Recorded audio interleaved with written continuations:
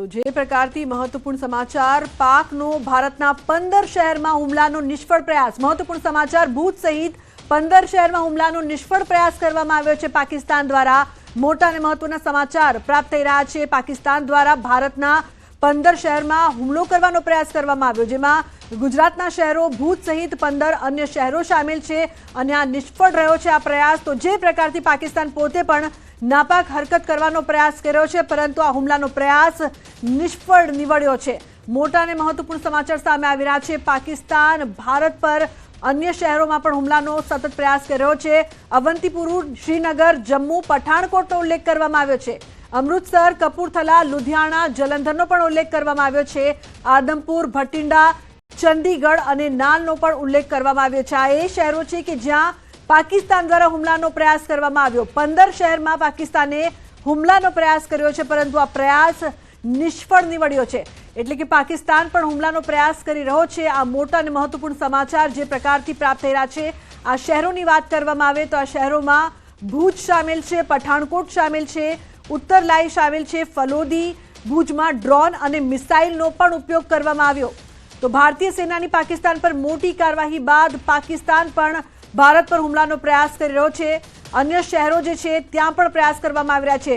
Total 15 शहरों छे कि ज्यां हुमलानो प्रयास करवामां आव्यो, परंतु आ प्रयास निष्फળ निवड्या छे। पठाणकोट, फलायदी, उत्तरलाई, भूजमां ड्रोन अने मिसाइलनो उपयोग करवामां आव्यो छे अने आ तमाम प्रयास निष्फળ निवड्या छे। भारतीय सेना पूरी रीते सज्ज छे, परंतु साथे साथे सतर्क पण छे, कारण के जो पाकिस्तान द्वारा હુમલાનો પ્રયાસ કરવામાં આવે છે તો પહેલાથી જ સજ્જ છે। ઘણા બધા એરપોર્ટ પહેલાથી જ બંધ કરવામાં આવ્યા। જે દરિયાઈ પટ્ટી છે, દરિયાઈ સીમા છે, ત્યાં પણ સતર્કતા છે તે વધારી દેવામાં આવી છે। ઉલ્લેખનીય છે કે ભુજમાં ડ્રોન અને મિસાઇલનો ઉપયોગ કરવામાં આવ્યો છે। હુમલો કરવાનો પ્રયાસ કરવામાં આવ્યો, પરંતુ 15 શહેરોમાં હુમલાનો જે પ્રયાસ છે તે નિષ્ફળ નિવડ્યો છે। તો ખૂબ જ મોટા મહત્વપૂર્ણ સમાચાર। પાકનો ભારતના 15 શહેરમાં હુમલાનો નિષ્ફળ પ્રયાસ। ભુજ સહિત 15 શહેરમાં હુમલાનો નિષ્ફળ પ્રયાસ કરવામાં આવ્યો છે। અવંતીપુરા, શ્રીનગર, જમ્મુ, પઠાણકોટનો ઉલ્લેખ કરવામાં આવ્યો છે। અમૃતસર, કપૂરથલા, લુધિયાણા, જલંધરનો પણ ઉલ્લેખ કરવામાં આવ્યો છે। આદમપુર, ભટિંડા, ચંદીગઢ, નાલનો પણ ઉલ્લેખ કરવામાં આવ્યો છે। એટલે કે જે સરહદી વિસ્તાર છે ત્યાં વધુ પ્રયાસ કરવામાં આવી રહ્યા છે।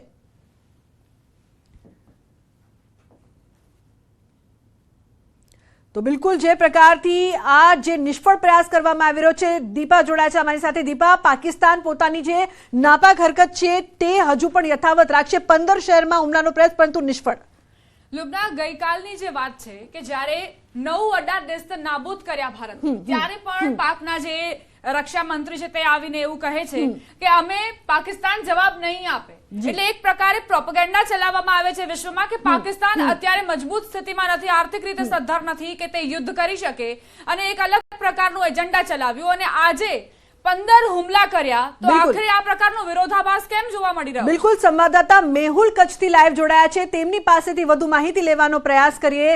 મેહુલ, જે પ્રકારથી પ્રયાસ કરવામાં આવ્યો છે પાकिस्तान દ્વારા, ખાસ કરીને ભુજને ટાર્ગેટ કરવામાં આવ્યા, ડ્રોનની મદદથી જે પ્રયાસ કરવામાં આવ્યો પરંતુ નિષ્ફળ નિવડ્યો, શું વધુ અપડેટ છે? આવે છે જે કુલન ગામ છે, કાવડા ગામની બાજુમાં આવેલું છે, ત્યાંના સ્થાનિકોએ જણાવ્યું હતું કે આ એક ડ્રોન છે તે સવારના વહેલી સવારે 4 થી 5 વાગ્યાની આસપાસ છે તે અહીં લોકોએ જોયું હતું અને ત્યારબાદ છે તે ધડાકાભેર ડ્રોન છે તે પડી ગયું હતું, પરંતુ કઈ રીતના પડ્યું તે હજુ સુધી સામે નથી આવ્યું। પરંતુ જે રીતના હાલ વાત આવી રહી છે કે પાकिस्तान દ્વારા ભુજ પર અટેક કરવાનો પ્રયાસ કરાયો હતો ને ત્યારે જે એજન્સીઓ છે તેના દ્વારા તેને નિષ્ફળ કરવામાં આવ્યો હતો, પરંતુ જે અહીંયાના સ્થાનિકો છે તેઓમાં હાલ કોઈ પણ જાતનો ભય નથી। પરંતુ જે રીતે રાત્રિના તેઓએ ડ્રોન જોયું હતું તેના વિડીયો પણ તેઓએ ઉતાર્યા હતા અને જાહેર કર્યા હતા, પરંતુ હાલ પણ કોઈ જાતનો એ ભયનો માહોલ નથી। મેહુલ, પરંતુ જે પ્રકારથી હુમલાનો પ્રયાસ તો થયો છે, તો ત્યાંના જે સ્થાનિક લોકો છે શું તંત્ર દ્વારા કોઈ સતર્કતા બરતવામાં આવી રહી છે? તેમને ત્યાંથી દૂર ખસેડવાનો કોઈ પ્રયાસ કરવામાં આવી રહ્યો છે ખરો મેહુલ? હજી જે રીતના વાત કરવામાં આવે છે, આપણી જે ભારતીય સેના છે ત્યાં પાસે જે કુલન ગામ આવેલું છે છેલ્લું ગઈકાલે જ ન્યૂઝ 18ની ટીમ ત્યાં કને સ્થળ પર પહોંચી હતી અને જોયું હતું તો તમામ જે સેનાઓ છે તેઓની પૂર્ણ તૈયારી છે।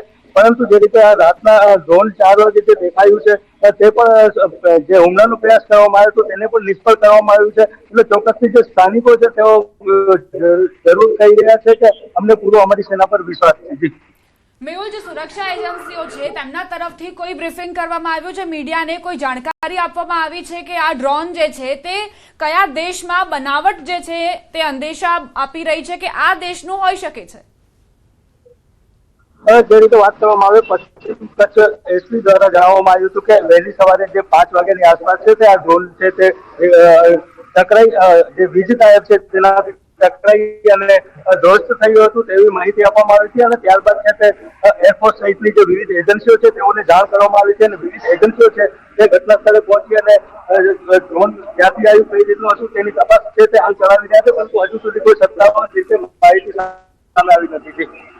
મેહુલ, જે ડ્રોન આવ્યું હતું તેમાં આખરે શું હતું તે વિશે કોઈ જાણકારી? શું તેમાં કોઈ આઈઈડી ફિટ કરેલું હતું, અન્ય કોઈ સામાન એવો હતો કે પછી માત્ર ને માત્ર ત્યાંના વિસ્તારની જાસૂસી માટે એ ડ્રોન આવ્યું હતું? જે પ્રમાણે વાત કરવામાં આવે છે જે જગ્યાએ આ ડ્રોન છે તે વીજ તાર સાથે ટકરાઈને જે નીચે પડ્યું હતું એ વિસ્તાર છે તે સરહદીય વિસ્તાર કહેવાય છે, જ્યાં પાસે છે તે આમ નાગરિકોને જવાની મનાઈ હોય છે, એટલે કે જે એજન્સીઓ છે ત્યાં પાસે તેઓ ગયા છે અને તે તપાસ ચલાવી રહ્યા છે, એટલે કે સામાન્ય લોકો છે તેઓને ત્યાં પાસે જવાની પણ મનાઈ હોય છે અને સત્તાવાર રીતે છે તે કોઈ જાણકારી આપવામાં આવી નથી આ બાબતે. બિલકુલ મેહુલ, ખાવડા નજીક પણ એક શંકાસ્પદ ડ્રોન છે તે જોવા મળ્યું હતું અને અત્યારે સૂત્રો પાસેથી જે માહિતી મળી રહી છે ભારતના 15 શહેરોને પાકિસ્તાન દ્વારા ટાર્ગેટ કરવામાં આવ્યા, જેમાં ભુજ પણ સામેલ છે. તો અત્યારે કચ્છ સરહદી વિસ્તાર છે, પાકિસ્તાનથી નજીક છે, શું વધુ સતર્કતા દાખવવામાં આવી રહી છે ખાસ કરીને ત્યાંના નાગરિકોની સુરક્ષાને લઈને? મેહુલ, જી ચોક્કસથી વાત કરવામાં આવે તો જ્યારથી તણાવભર્યું જે માહોલ સર્જાયો છે ત્યારથી છે તે અહીં જે વિવિધ એજન્સીઓ છે તે સરહદી વિસ્તાર હોવાના કારણે અહીંથી પહેલેથી જ સતર્ક છે અને ગઈકાલે પણ ન્યૂઝ ટીમ જયારે ગ્રામ્ય વિસ્તારોમાં ગઈ હતી, જે બોર્ડરને નજીક આવેલું કચ્છનું છેલ્લું ગામ છે ત્યાંની મુલાકાત પણ લીધી હતી, ત્યાં પણ તેઓને જે સ્થાનિક પોલીસ છે તેમજ વિવિધ એજન્સીઓ છે તેના દ્વારા સતત સંપર્કમાં રહેતા હોય છે, પરંતુ લોકોમાં હાલ પણ કોઈ જાતનો ભય નથી. મેહુલ, સુરક્ષા એજન્સીઓ આખરે હવે કેવા પ્રકારની કાર્યવાહી કરશે? કારણ કે 15 શહેરોમાં તો આ જે હુમલો કરવામાં આવ્યો તેને બિલકુલ નિષ્ફળ બનાવવામાં સૈન્ય બળો છે તેમને સફળતા મળી છે. હવે કેવી રીતે નાગરિકોને વધુ સતર્ક કરાશે? ચોક્કસથી જે પ્રમાણે સૂત્રોમાંથી જે રીતે માહિતી મળી રહી છે કે આ ડ્રોનથી હુમલો જે ભુજ તરફ કરવામાં આવ્યો છે ત્યારે ચોક્કસથી એજન્સીઓ છે તે હવે વધુ સતર્ક થઈ જશે અને લોકોને જે પ્રમાણે સતર્કતાના આદેશો છે તે પૂરતા પ્રમાણમાં આપવામાં આવશે અને જે સરહદી વિસ્તારના સરહદની નજીક આવેલા જે ગ્રામ્ય વિસ્તારો છે ત્યાં પાસે પણ પૂરતા પ્રમાણમાં છે તે એજન્સીઓ સતર્ક રહેશે. બિલકુલ મેહુલ, દરિયાઈ પટ્ટીનો જે વિસ્તાર છે ત્યાં પણ માછીમારોને ખાસ સૂચના આપવામાં આવી છે કે તેઓ પણ માછીમારી ન કરે. બીજી બધી શું ગાઈડલાઇન્સ અત્યારે આપવામાં આવી રહી છે તમામ લોકોને? જે ચોક્કસથી વાત કરી તો જે રીતે માહિતી સામે આવી રહી છે કે હુમલો કરવામાં આવ્યો તો ભુજમાં જે ડ્રોન મારફતે, ત્યારે જે તમામ એજન્સીઓ છે તે સરહદી વિસ્તારના દરિયાઈ પટ્ટી હોય કે પછી ગ્રામ્ય વિસ્તારના જે સરહદને અડીને આવેલા ગામો હોય ત્યાં પાસે તમામ એજન્સીઓ ઓપરેશન સિંદૂર અંતર્ગત અનેક જગ્યાએ એટેક જે છે તે કરવામાં આવ્યા છે, પરંતુ પાકિસ્તાન જે છે તેની અવડચંડાઈથી બહાર આવતું નથી. આજે પણ અનેક જગ્યાએ ડ્રોન મારફત જે સંદિગ્ધ ડ્રોન જે છે તે દેખાયા છે અને તેને લઈ અને કેવા પ્રકારની કામગીરી થતી હોય છે. આપણી સાથે નિવૃત્ત જે વિંગ કમાન્ડર જે છે જયદેવભાઈ દેસાઈ તે આપણી સાથે, તેમની સાથે વાત કરીશું. આમ જોવા જઈએ તો વોર થતું હોય છે, આ પ્રકારની સ્થિતિ થતી હોય છે, ત્યારબાદ અવળચંડાઈ પાકિસ્તાનની તો વારંવાર જોવા મળતી હોય છે. આજે પણ આપણો ગુજરાતનો ઘણો બધો ભાગ એવો છે કે જે સરહદી વિસ્તાર ઉપર આવેલો છે, ત્યારે ત્યાં સંદિગ્ધ ડ્રોન દેખાઈ રહ્યા છે. આ કેવી રીતે એક જવાનના સૈનિક તરીકે કેવી રીતે જોતા હો છો અને કેવી રીતે એને ટેકલ કરતા હો છો? પહેલાં તો થેન્ક યુ વેરી મચ કે તમે મને વાત કરવાનો મોકો આપ્યો. આજે ડ્રોન કે જે એરબોર્ન ઇક્વિપમેન્ટ છે, એરબોર્ન પ્લેટફોર્મ છે. ડ્રોન એ એક જાતનું એરબોર્ન પ્લેટફોર્મ છે. ડ્રોન કે UAV, that is unmanned aerial vehicle, એનો લોડ કેપેસિટી અને એની જે ફંક્શનાલિટી છે જે એ અલગ અલગ હોય છે, અલગ ડ્રોનની અલગ અલગ હોય છે. કોઈ રેકરન્સન્સ માટે આવે, કોઈ લોડ ડ્રોપ કરવા માટે આવે. લોડ મીન્સ આર્મામેન્ટ લોડ હોય કે બીજો કોઈ લોડ હોય એ કરવામાં આવે. એ આજે બહુ જ પ્રખ્યાત છે કારણ કે એ ચીપ ફ્લાઇંગ મશીન છે કમ્પેર ટુ એરક્રાફ્ટ, અને અલગ અલગ જાતના એરક્રાફ્ટ હોય છે, અલગ અલગ જાતની સ્પીડ હોય છે એ લોકોની એરક્રાફ્ટની, અને એ પ્રમાણે પછી એનું ડિફેન્સ એર ડિફેન્સ સિસ્ટમ હોય સૌથી પહેલાં તો એ આપણા એરસ્પેસમાં એન્ટર થાય છે કે નહીં એને માટે આપણે રડારને જે વિઝ્યુઅલ ઓબ્ઝર્વેશન પોસ્ટને બધી હોય એ આખી આપણી ચેન હોય એ પહેલાં કામમાં આવે, એટલે કે તમને પ્રી વોર્નિંગ મળે કે ભાઈ આવી જાતનું કોઈ એરક્રાફ્ટ હોય, ડ્રોન કે યુએવી અને કોઈ એરક્રાફ્ટ હોય તો એ આવે, અને કઈ જાતનું એરક્રાફ્ટ છે, કઈ જાતનું ફ્લાઇંગ મશીન છે, એ પ્રમાણે પછી એરફોર્સના કંટ્રોલ રૂમમાં એનું ડિસિશન થાય કે આને માટે શું કરવું. લાઈક ડ્રોન હોય તો એન્ટી ડ્રોન સિસ્ટમ આપણી પાસે હોય, યુએવી મોટું યુએવી હોય તો એનું અલગ હોય, shoulder launch missile rockets and missile છે લાઈક ઈગલા અને બીજા બધા મિસાઇલ્સ છે એ પણ આપણી પાસે છે, એન્ટી ગન સિસ્ટમ છે, એટલે અને નહીં તો પછી એરક્રાફ્ટ છે જે એર ડિફેન્સ એરક્રાફ્ટ છે જે ઇન વોર ટાઈમમાં આપણે કેપ કહીએ કોમ્બેટ એર પેટ્રોલ ભરતા હોય, એટલે કે આખી 24 કલાક 2 એરક્રાફ્ટ ફ્લાય કરતા હોય, અને જ્યારે બી આવા કોઈ એરક્રાફ્ટ કે એર ઇન્ટ્રુઝન થાય તો એને તોડી પાડવા માટે એ સક્ષમ હોય છે, એનો પાછળ એનો પીછો કરીને એને તોડી પાડે છે. લાઈક એક્ઝામ્પલ બાલાકોટ પછી જે બધા આવ્યા હતા તે અભિનંદન અને જે MiG-21 અને બધા હતા એ કેપ કરતા હતા, અને જ્યારે એન્ટર થયા એટલે તરત જ એમની પાછળ પડ્યા અને એમને એક F-16 આપણે તોડી પાડ્યું. એટલે એવી ઘણી અમુક સિસ્ટમ હોય છે, અને એટલે સિસ્ટમ મેં તમને કહી એ પ્રમાણે 2 જાતની, એક તો ટુ આઈડેન્ટિફાય એની કોણ આપણે એર ઇન્ટ્રુઝન કરે છે, એ એર ઇન્ટ્રુઝન કરનાર ફ્રેન્ડ છે કે ફો છે, અને ફો હોય તો પછી એને કેવી રીતે એને ટેકલ કરવાનું. એટલે એ જે આખી સિસ્ટમ છે ને એર ડિફેન્સ સિસ્ટમ કહેવાય. અને હવે તો હું હતો જ્યારે એરફોર્સમાં, અને અત્યારે એનો આસમાન જમીનનો ફેર છે ને આપણી પાસે અત્યારે તો બહુ સારી બધી સિસ્ટમ છે, લેટેસ્ટ સિસ્ટમ છે, અને મેઇન થિંગ કે મેન બિહાઇન્ડ ધ મશીન જે વધારે અગત્યનો રોલ કરે છે.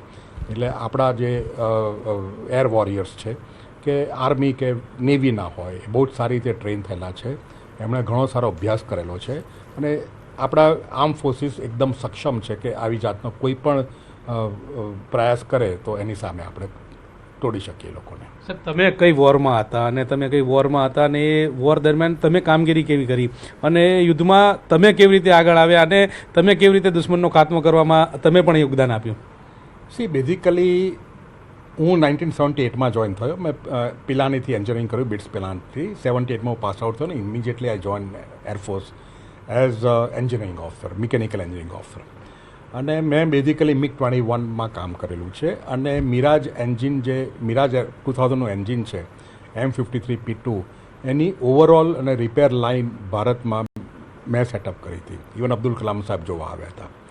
અને 1999માં જે કારગિલ વોર થયું ત્યારે મારું ગાંધીનગર હેડક્વાર્ટર સ્વેકમાં મારું પોસ્ટિંગ હતું, અને તે વખતે હું કમાન્ડ એન્જિનિયરિંગ ઓફિસર, એટલે કે જે એરક્રાફ્ટ આપણે સ્વેક કહીએ, હેડક્વાર્ટર સ્વેક, that is south western air command. એ સાઉથ વેસ્ટર્ન એર કમાન્ડ જે આપણી હવાઈ સીમા છે રાજસ્થાન, ગુજરાત, મહારાષ્ટ્ર અને ગોવા સુધીની.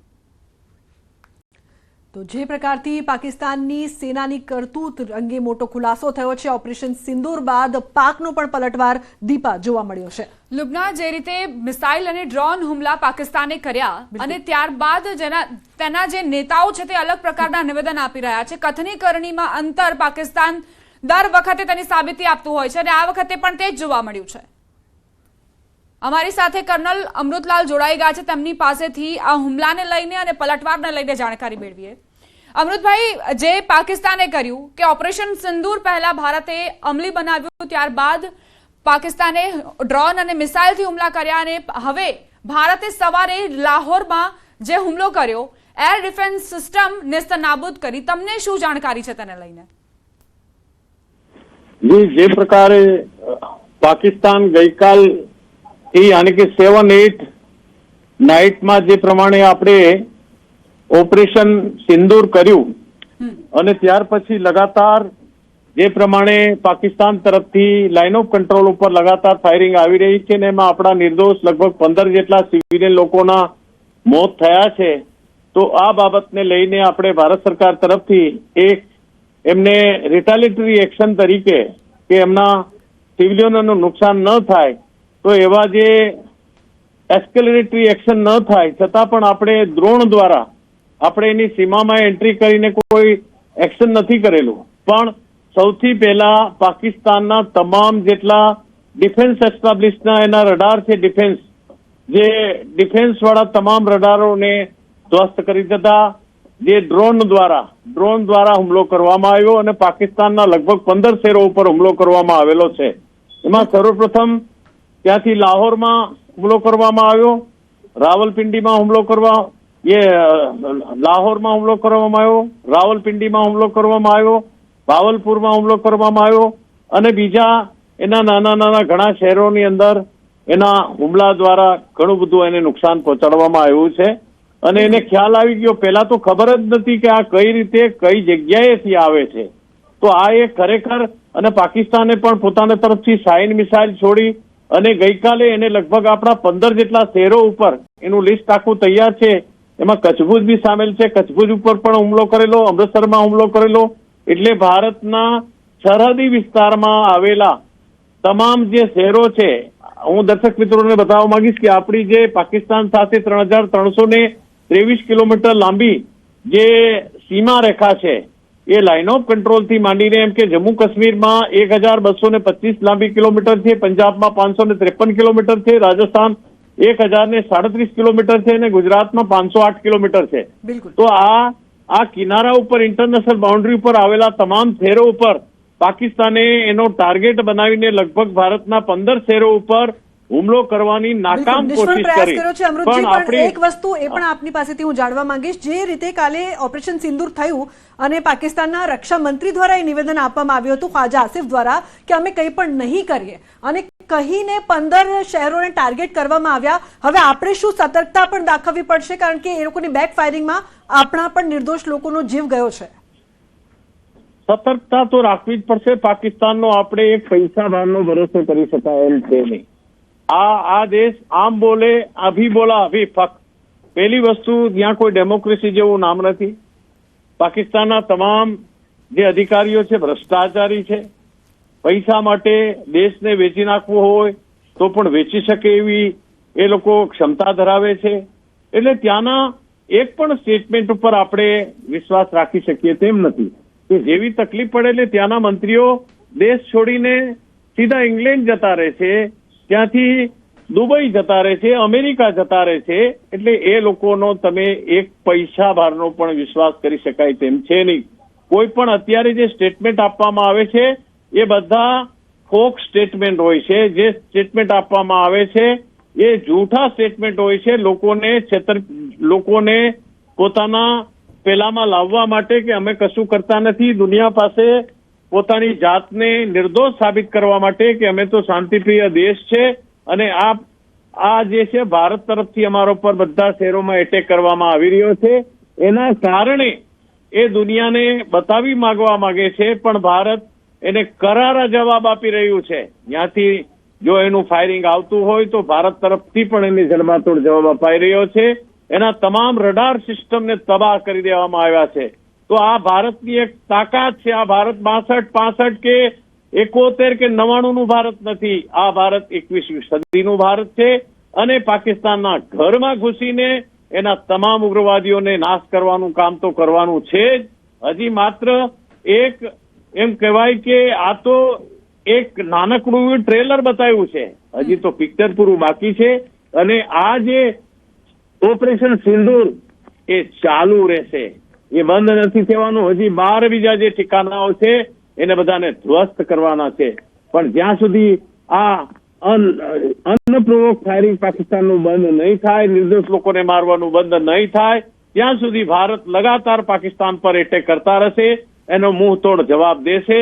હમણાં પણ શાહીન મિસાઇલ જયારે એને અમૃતસર છોડવામાં આવી એ વખતે પણ ભારતની જે S-400 મિસાઇલ જે આપણે રશિયા પાસેથી આધુનિક ટેકનોલોજીની છે કે 400 કિલોમીટરના દાયરામાં કોઈ પણ મિસાઇલ ભારતમાં પ્રવેશે તો એને રસ્તામાં જ તોડી પાડવામાં આવે એવી ક્ષમતા આ મિસાઇલ ધરાવે છે. અને એ મિસાઇલને હમણાં જ આજે સવારે તોડી પાડવામાં આવી છે. અમૃતજી, તમે પણ ઉલ્લેખ કર્યો કે પિક્ચર અભી બાકી હૈ અને પૂર્વ CDS મનોજ નરવણે પણ ટ્વીટ કરીને કહ્યું હતું.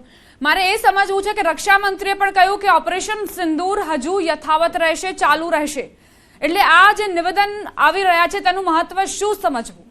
ભારત એટલે એ જ સંદેશ આપી રહ્યો છે કે જો ભારતને છેડશો તો ભારત છોડશે નહીં. મેડમ, ભારતના યશસ્વી પ્રધાનમંત્રીએ દુનિયાના દેશો પાસેથી અમેરિકા, રશિયા, ઇઝરાયલ, યુરોપીય સંઘ, ફ્રાન્સ, જર્મની, જાપાન તમામ દેશો પાસેથી zero tolerance on the terrorism કે આ જે ત્રાસવાદ છે, ઉગ્રવાદ છે, એને અમારા ભારતમાં સાખી લેવામાં નહીં આવે, એને જડ મૂળથી ઉખાડવામાં જ્યાં સુધી નહીં આવે ત્યાં સુધી વારંવાર એ લોકો ભારત ઉપર એટેક કરતા રહેશે. ડાયરેક્ટ એટેક કરવાની એનામાં ક્ષમતા છે નહીં. તો આને જડમૂળથી કેવી રીતે કરી શકાય એ અત્યારે 100 કિલોમીટરના ઘરમાં ઘૂસીને આપણે મોટા મોટા ઉગ્રવાદીઓને મોતને ઘાટ ઉતાર્યા છે. એ આજે આખી દુનિયા જાણે છે, આખું ભારત જાણે છે અને પાકિસ્તાન પણ જાણે છે કે એટલી લાશો ઉઠાવવા માટે એની પાસે કફનો ઓછા પડી ગયા. હોસ્પિટલમાં એટલા લોકો ગંભીર રીતે ઘાયલ થયા છે કે હોસ્પિટલમાં પણ એ લોકોને દાખલ કરવા માટેની જગ્યા નથી.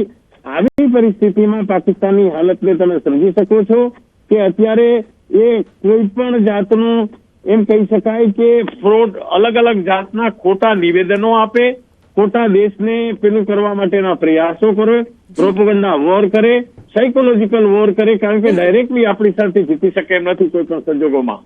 બિલકુલ અમૃતજી, આપ અમારી સાથે જોડાયા તે બદલ આપનો ખૂબ ખૂબ આભાર. તો જે પ્રકારથી ઝીરો ટોલરન્સની નીતિ અત્યારે આપણે અપનાવી છે દીપા, અને હવે આગળ પણ આ ઓપરેશન છે તે યથાવત રહેશે.